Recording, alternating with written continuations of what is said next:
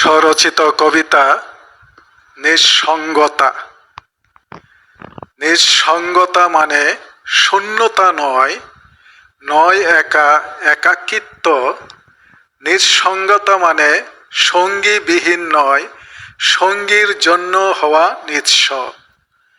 জগৎ স্বামী প্রভু অন্তর্যামী লুকিয়ে থাকেন আড়ালে, পাওয়ার জন্য তাকে নিঃসঙ্গতা প্রয়োজন জীবন সাধনার বলে।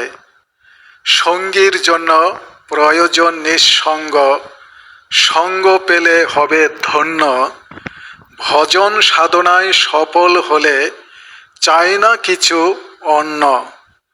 জাগতিকতার মোহে আসক্তি হলে সাধনা যাবে বিফলে। কৃচ্ছতা সাধনায় নিঃস্ব হলে পাবে সঙ্গী জীবনে, পাবে সঙ্গী জীবনে।